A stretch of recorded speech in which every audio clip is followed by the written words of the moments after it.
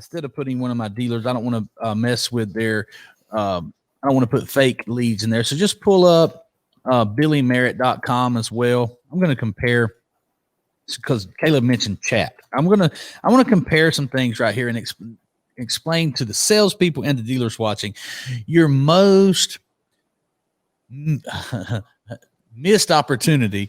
It's actually more deals are getting destroyed on Facebook chat. I'm sorry, not Facebook chat, but your website chat than in any other place. So we're gonna show you what's happening on. Obviously, Jamie's having a little difficulty finding they probably don't have the same type of websites for each store. Maybe there you go. Just click on Alabama, any one of them. It doesn't matter where they're at. Just click on any one of those stores. Birmingham, perfect.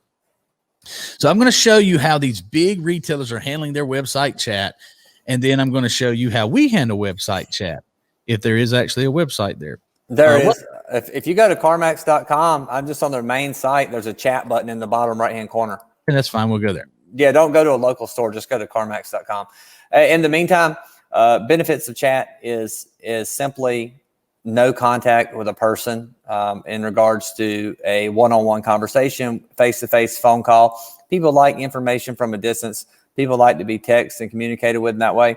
I used to tell salespeople, Billy, if they really want to be successful, one thing they could do is sit down, and technology's changed this, obviously, with social media. But prior to that, what they could do is they could go through the customer base in the store, and they could go to a sales manager, and they could say, give me every lost lead and give me every single person who has not have a salesperson assigned to them, like orphan customers, and go through and add each one of those customers to their cell phone, just put their name in. It's going to take them, let's say it takes them all day to put 200-300 people in. So what, right? But if every person they met at a gas station, every person they met at a grocery store, every person they met everywhere they went, if they would get their phone number and put it in their phone, then they could do those text blasts through their phone, once a week, and let everybody know there's a special going on at the store, but create their own CRM, their own database that actually works. And so what we've done, obviously, with DigiNinja is 10x that, 100x that, by being able to bring in the entire marketplace of social media. So the wheel was not reinvented. It's just now it's so much better than doing it the old way. It's easier now.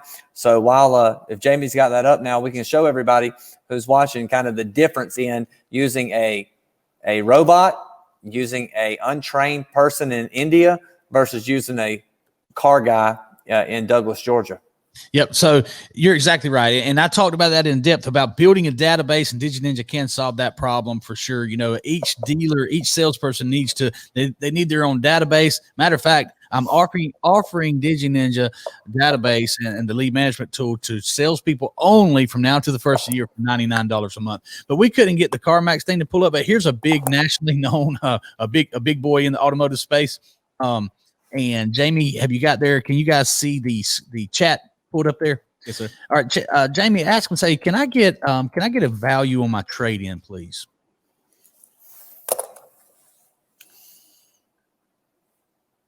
And also, if you want to just click back over there, we'll compare it in real time. Go to Billy Merritt Marketing. And Jamie, ask him, say, can I get... What was that? Did you hear that feedback? That was my fault. I was reading a comment. Sorry. Okay. It was on my phone. So he's going to click over to BillyMerritt.com and ask him the same thing. Say, can you guys help me get a value on a trade-in, please?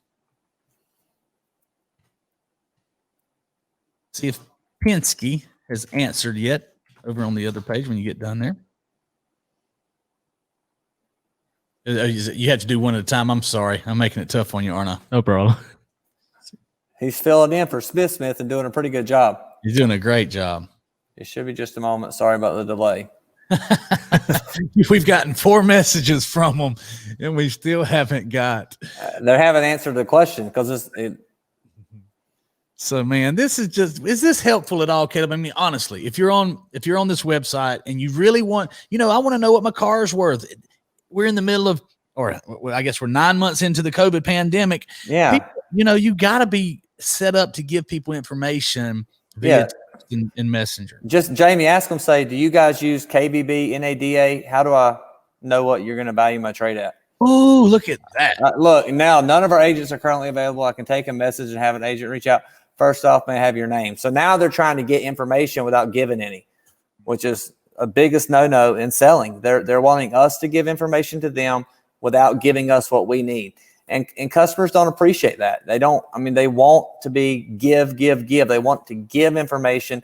We don't care what their name is because in our DigiNinja tool, we already have their name. When they messaged in, they chatted in, we have that customer's information. We don't need their name. We don't need their phone number. We have them already. And this chat tool should do the same thing. It wants a name. It wants the name and address and email so they can generate a lead and tell the dealership, look, we got you 25 leads, 30 leads. You know, they're not helping them sell a car.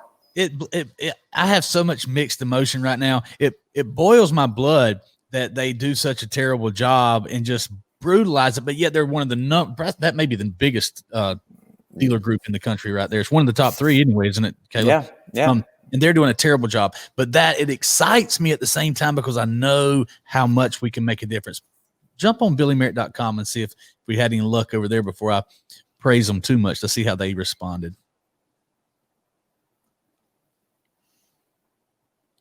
Yes, of course. I would love to get you all the information you need to get a value on your trade-in. What is the year, make, and model of the vehicle you are looking to trade in? How's that, Caleb? Yeah, I think that's really good. And I would tell the customer, one thing I think we could do to improve right there, Billy, is tell the customer, you know, not only, well, I'll get you the best trade value, we can also get you the best price on any vehicle you'd like to take a look at, 15 minutes or less. Go ahead and let them know that, we're going to be helpful. We're going to get them all the information to help them buy a car as fast as possible. So I think, even us, we can improve a little. Yeah. So I agree with you 100% because I tell people when I'm selling this to dealers, which I sell chat to dealers every day. And I'm like, look, let's take a look at your chat. I said, now grade how they just responded to that on a 1 to 10, and if they're honest, they say 2 or below. And then I say, now grade my chat. I'll take them to one of my live dealers and I'll put it in there. So now grade mine. They may say 6. They may say 7. Usually it's an 8 or a 9. But look, we're always improving. And we can get better. But if I'm given, if my worst performance is a 6 and everybody else is a 1 or 2, we can 10x the amount of cars sold very, very easily. For sure. And we can see one of our live agents. So they're typing. We can see that they're typing right there, and we're going to see what kind of message they get. But I love the idea that we see a real person. Billy W. Merritt is typing. We're not just bombarding them with meaningless. Actually, it's not even meaningless. It's hurtful responses that are just probing in most cases. Yeah. So, I mean, that's I know that we are, we're really getting it going. We're giving people opportunities to jump in at a discounted price right now. And I also know all the other benefits that come along with what we do with chat, but chat aside, guys, this is, if you're at that dealership right now, and you need to sell more cars, Billy, then, you call us, number one. But if not, they can, somebody better be watching it and have a real person assigned there, because what gets me is dealers do everything on their website with pricing. Most websites I go to, it says, get $250 coupon here. And you'll click off and it's like, oh, you don't like to save money on vehicles or whatever. And they're doing all this stuff to gather information to generate leads. They want to generate leads from their website. They're spending $20,000, $30,000 a month on SEM and SEO to get leads, get traffic, drive people to their website. And so they spend all the money to get people there, and then they don't spend any money having the best tools available to convert those leads. And that's what we used to talk about when I was with like Cardone Training, is a dealer would spend $100,000 a month on advertising to bring people into the store, but they would not spend, 2-3% of that money to train people to actually know what to do once the people showed up. So chat, getting a dealer to see the value in chat is kind of similar to getting a dealer to see the value in training. They just have to be shown, the math on it. And here's the thing. If their website's getting 10,000 visitors a month and they're currently getting 300 leads off their website, and then they're getting about 20 leads from chat, I would say they could get at least 5 times that, from what they're getting now. So if we look at a dealer's chat leads and they're getting 25 leads a month, I know we could get, with our responses, with our engagement, they're going to get 100+ leads a month easy. And if they just close 10%, 10% of 2.5 is, you can't sell half a car. So 2 car deals, 10% of 100, 10 car deals, 10 car deals at 2,500, average gross, they're making $25,000 to $30,000 on a $1,500 investment versus making $4,000 or $5,000 on a $600 investment. So it's not always about the lowest price product out there. It's about the one that's going to perform the best, because I know every one of my clients could care less whether their chat service is 500 or 1,500. What they really want to do is sell cars. Yeah. And again, if somebody told me, well, they're only $600. Yeah. You're paying someone $600 to run your customers off. You would be better off let those leads sit there and not get answered. Some are free. Like I know with Toyota, like SCT, some of them are free, Billy, where they're just giving them the chat service, but it's horrible. So it's like, okay, wow, you're getting something free that's horrible. If someone brings me free food every day and it sucks, I'm not going to eat it. So what good is it? It's no good at all. Who wants to take this check to the bank, please? I got money coming in, Caleb. That's all I love when they bring money in. I don't know these guys. This is a new client for chat and a Facebook event. I love it. So, Caleb, checks. Yeah, I do too. Dealers pay us every week to handle events for them, and Tim McCarn made a good point over there, using a car guy to measure your clients.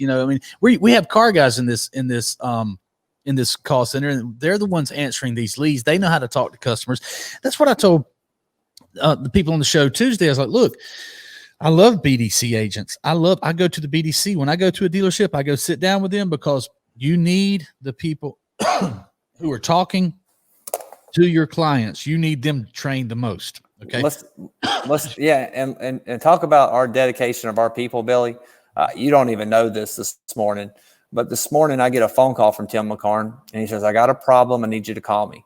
Now, Tim McCarn's down in Miami right now to work at an event. Tim had a surgery on Tuesday and had a drain tube in his stomach, and decided flying would be a great idea to go down and service this dealer, because the dealer only wanted Tim to be there. Well, cabin pressure and open wounds are not a great mix. And he lands last night. He sends me this picture. I don't know if you can, let me figure out how to show it to you here. That's him bleeding out and can't get out of bed this morning because it looks like a murder scene in his motel, in the hotel. He can't get it to stop. He's freaking out. He's like, what do I do? And I was like, you stop and you get better. I call the client and explain to him. I said, listen, he had a surgery done. He flew.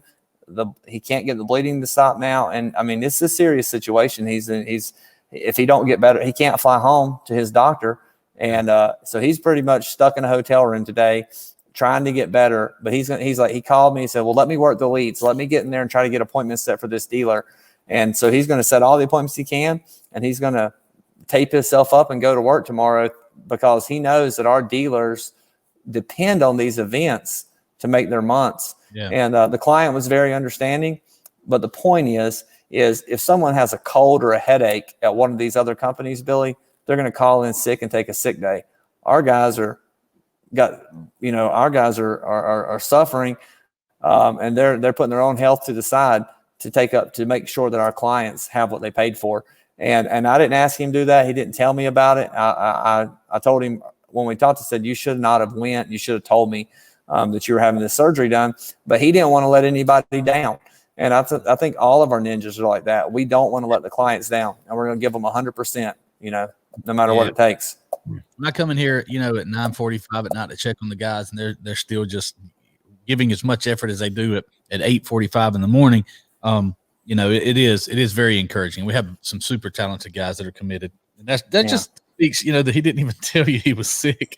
Can he not fly? Is because of the? Well, he had a surgery on his. I think it was maybe like a hernia or something. And they put a drain tube in his stomach, and they took the drain tube out and told him he should be fine. But I'm thinking that I guess the pressure of flying it when he landed and he got home, when he got to the hotel, his stomach was, he had an open hole bleeding. And he's packing it full of gauze and stuff and everything. And he's freaking out. I mean, imagine being all night long. You can't get in touch with your doctor, and you can't get yourself to quit bleeding. And he was feeling lightheaded and everything. And he just had a really bad night. And obviously I was super worried about him when he told me this morning. But I was also, if I don't want to hurt him by getting him in altitude, but we need to make him trip with the DigiNinja Express, we can head that way. Well, I told him if we needed to come get him, I would call you and we come get him back home. But he's one of our, he's a great man, and he's dedicated, and he wants us to have the best we can have, the best experience we can have for our customer. And that's why he didn't tell me, because he really wanted to be there for that client. He knew I wouldn't have let him win. But see, hey, you know what though? That just shows the level that our guys are dedicated to making sure that the clients have exactly what they asked for and have the success in the event. So anyway, I just wanted to say that because when I talked to a customer service agent on the phone yesterday, I was talking with another chat type company, it was a customer service type company. I won't say the name, but they did not care about customer service. They didn't care what my problem was. They're just there punching the clock, getting their paycheck, and they really could care less.